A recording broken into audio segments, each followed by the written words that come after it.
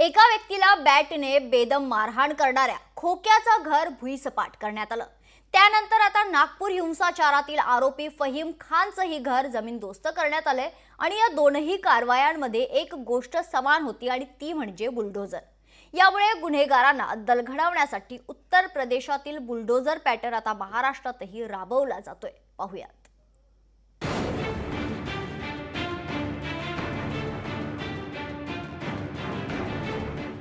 महाराष्ट्रातही योगींचा bulldozer pattern. गुन्हा कराल तर घरावर बुलडोझर फिरणार। खोक्यानंतर फहीम खानच्या घरावर बुलडोझर। आधी खोक्याचं घर बुलडोझरने भुईसपाट केलं।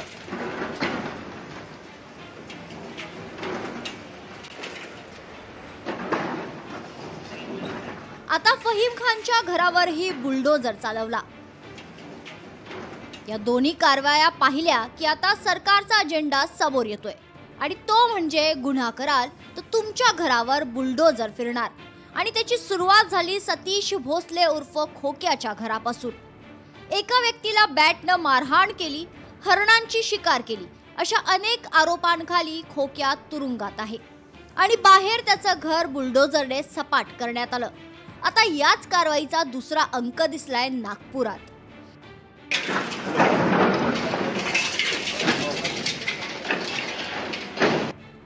नागपुरातील हिंसाचाराचा कथित मास्टरमाइंड फहीम खानच्या घरावर नागपूर पालिकेनं बुलडोझर फिरवलाय। 2 दिवसांपूर्वी घर रिकामं करण्याची नोटीस बजावली होती। त्यानुसार एक पोकलेन आणि 2 JCB मशीनच्या मदतीनं फहीमचं घर जमीनदोस्त करण्यात आले।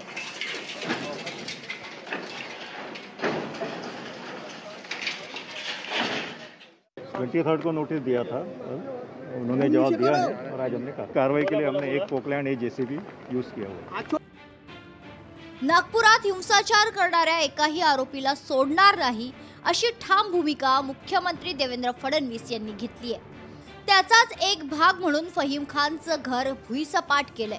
तो दुसरा आरोपी युसुफ हाफिजच्या घरावर हातोडा मारत अवैध बाल्कनी तोडण्यात आली आहे। जो व्यक्ती दंगा करताना दिसतोय, दंगेखोरांना मदत करताना दिसतोय, अशा प्रत्येकावर कारवाई ही करण्याची मानसिकता या ठिकाणी पोलीसची आहे। त्या दृष्टीने पोलिसने कारवाई सुरू केलेली आहे।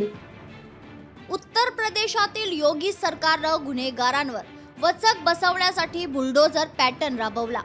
आता तोच पॅटर्न महाराष्ट्रातही अवलंबला जातोय। त्यामुळे गुन्हे करण्याआधी आणि हिंसाचार करण्याआधी आता 10 वेळा विचार करा, नाहीतर तुमच्याही घरावर बुलडोझर फिरल्याशिवाय राहणार नाही।